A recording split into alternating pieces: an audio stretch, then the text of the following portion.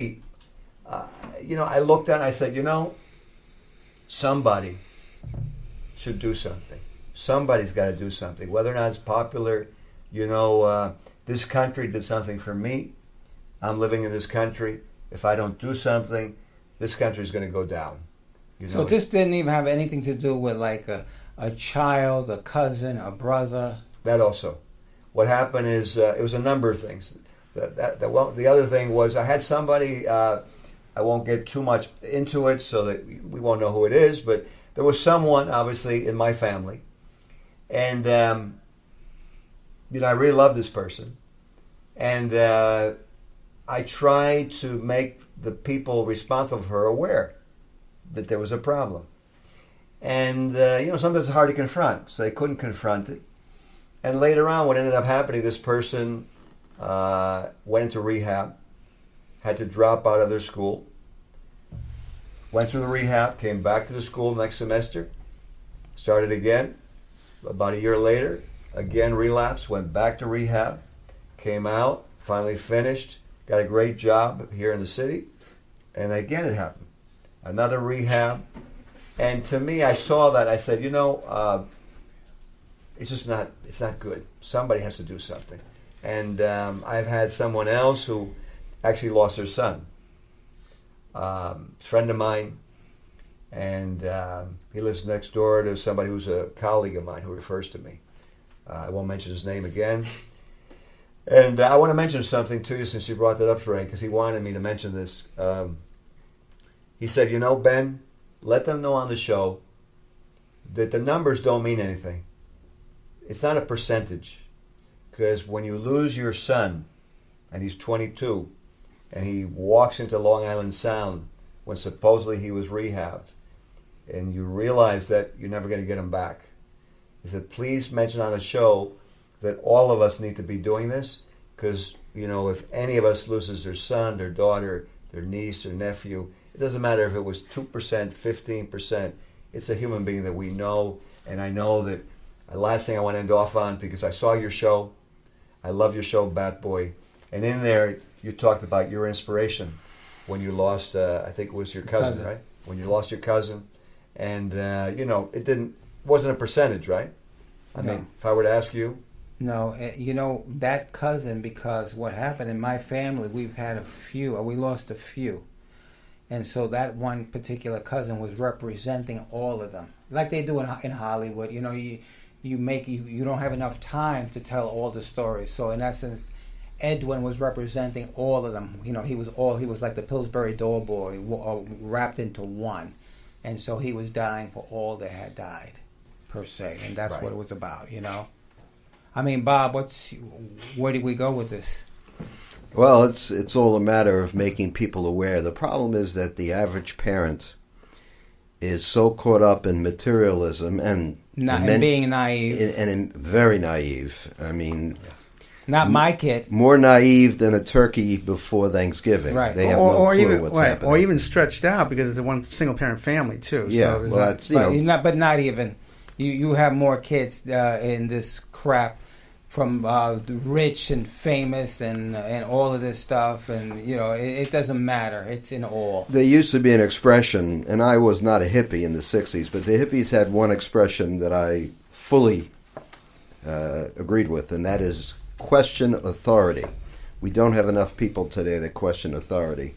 Everybody just follows what the majority does.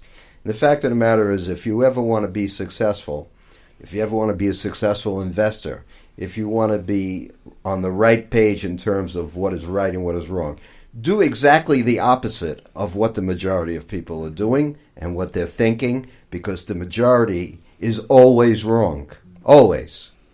And when you hear everyone doing something, just because everyone is doing something, to get away from them. Unfortunately, peer pressure is very strong. I'm very lucky. I'm one of these unusual people who couldn't care less what anyone except God thinks of me.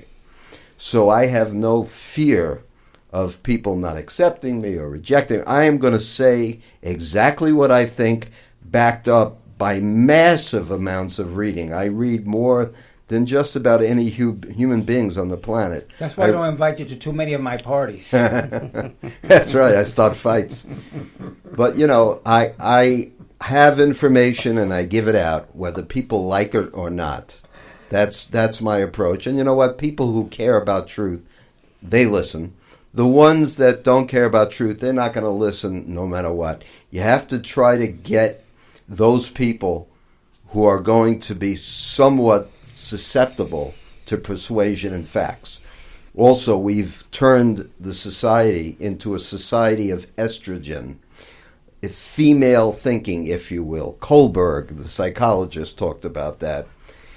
We don't have people who use logic anymore. Everybody is hyper-emotionalized. Emotion is a very dangerous thing because it will cloud your judgment when it comes to picking women, when it comes to the way you treat your kids.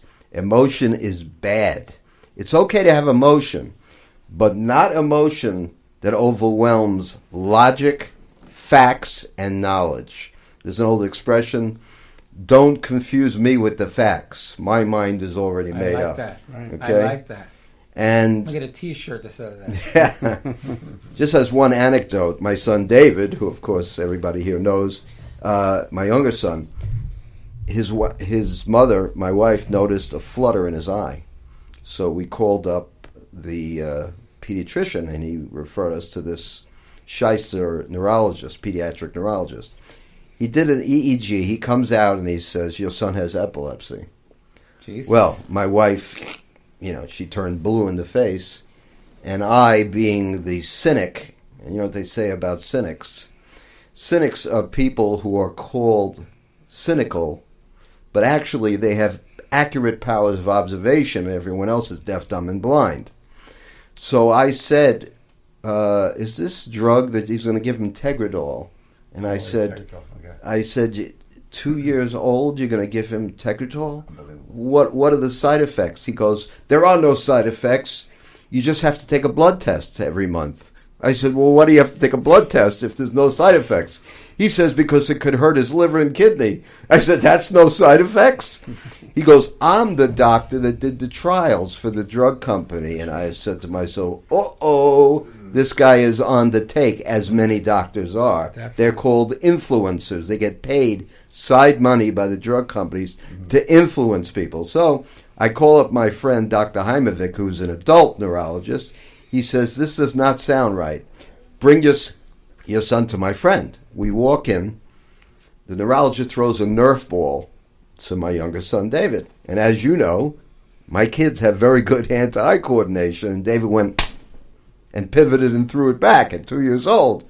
She says a kid with epilepsy is not going to have that kind of hand-to-eye coordination. Well, she says, get me that test. She looks at the test and she says, this is an aberration. This is not epilepsy. This is like something that happens when a kid's brain is developing. It'll probably never happen again. This was an aberrant situation. So everything was fine. 2 months later, my wife goes to the supermarket, checking out on the line, and she starts talking to a lady also checking out. And the lady tells her the same exact story, and this guy put her kid on Tegretol. Okay? Wow. And the people will be told things by doctors, and they never even do any research. You tell me something like that, and I'm going to go online. Today you have an internet, but nobody reads. Because thanks to the schools, almost nobody can read. Okay? So parents, they want to have outside babysitters. They want to take the responsibility and give it to somebody else instead of taking responsibility for themselves. Crazy. Ben, crazy world, huh? Let me just ask you. Yes. The award at the Super Bowl. Yeah. Are you excited? That's an understatement. My daughter, Megan, and myself are going to be honored. And when she and I started this back in 2006, from nothing, our vision was to do something that would help people everywhere, help communities everywhere. Their health was our health. And it wasn't just like you said, in my dental implant office in Bayside, it's never been about just dental implants. I am so pleased. I'll tell you why, Ray, is when I do these things, it reminds me of my father and mother. My father, Ruben, was a physician in Cuba. My mother, Raquel, was a pharmacist. But there's a beautiful story I want to tell for the people who are listening. I went to Cuba, actually 50 years later, and I brought some dentists with me. My daughter and I went with 18 dentists. We did a humanitarian trip to Cuba. My mother, who at that point was about 88, thought that the man who worked with her, Bienvenido, had died. So I went to Cuba, and I went to Old Havana. The pharmacy wasn't there anymore, but I recognized the building. So I spoke to the man, and he said, "Oh, Bienvenido. He lives in Los Altos, in the Heights." So I said, "Where's that?" He says, "Oh, ahí, para allá."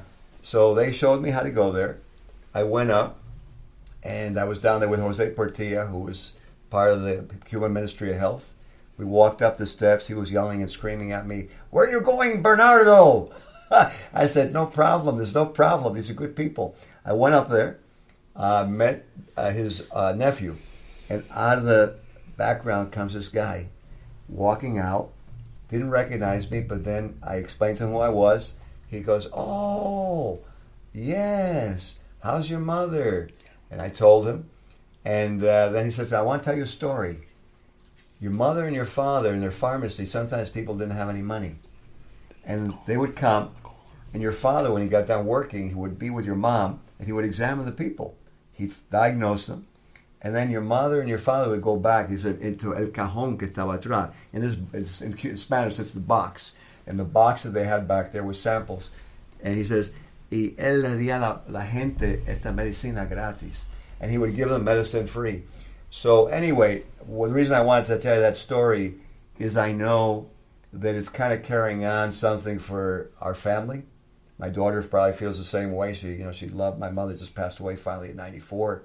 But to me, when you're in life, it's what you do. And I think that what people remember you about, that they were happy to see you, that you did something beneficial. So to me, I am just, John Carlos is going to be there from the Olympics. Charlie Scott, who when I was a kid would watch him play. Bobby Hunter is going to be doing the emceeing. There's other people there who are other Globetrotters, people who run different drug groups across the country. I'm just enthralled. But I'm really most happy because I spoke to the chamber, and they have, like I had mentioned to you, a lot of different avenues that will be able to actually put this program. And I'm just so happy that the program will get out there, and kids will be saved, and we'll drop in 19% in some other city, some other country, and parents will be happy. And to me, that's what life is all about. Well, two terrific guests. Yes. Terrific guests. Bob's son, Adam, who's watching the show. He's supposed to be anyway. Adam, you son of a... Anyway, he's getting married next year to a beautiful girl named Lauren. She's like Lauren Bacall. Lauren Bacall. Those kind of looks with a Jennifer Lopez behind. We're just wonderful human beings. And that's the story. So, Doc, how can people get a hold of you? Oh, okay. So, thank you, Steve. Drugfreeworld.org. You can download it for free. And if you want to contact us at fdfwamericas@gmail.com, I'll give it to you again, fdfwamericas@gmail.com, or just go online, Drug Free World Americas. You can find our website. You can look at what you want to do. By all means, do what you want to do. Get involved. It's your program. It's not our program. And thank Bob, you, Ray. Thank you, Steve. Yeah, Bob, talk about you, a professional singer. Let's give a few notes here. You got it in you? Okay, I'll dedicate this song to Ray, because the first time I ever went to visit Ray in St. Petersburg, he's in the bathtub, and I hear Al Jolson coming. I'm saying, a Puerto Rican listening to Al Jolson? True story. And he goes, "Yeah, he's my favorite singer." So for Ray, I'll sing an Al Jolson song. Oh, wonderful. We're going back to the 1940s on this one. Go ahead. All right? You've probably heard the song, but you're the aficionado on Jolson. Let's see. Climb upon my knees, sonny boy, though you're only 3, sonny boy. There's no way of knowing There's no need for showing what you mean to me.